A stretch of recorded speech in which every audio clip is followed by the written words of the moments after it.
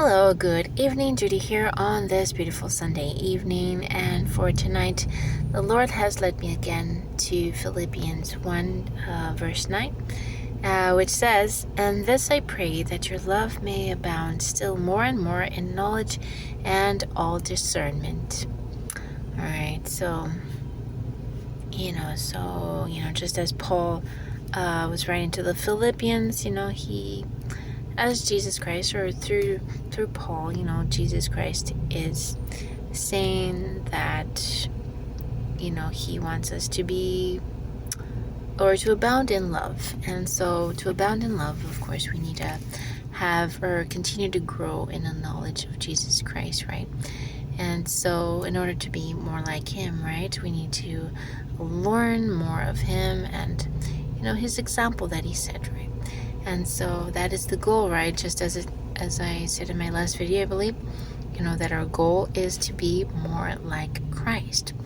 And so for those who perhaps don't read the Bible enough, especially, the life of Jesus Christ and what he did here on earth and what he taught, right?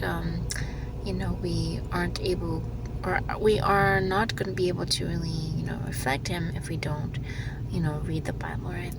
And so for those who do already, of course, continue to do that, continue to seek the Lord and to set an example as, of course, Jesus did, right? And so to fulfill the law, right, to love God and to love others just like Jesus Christ did, right?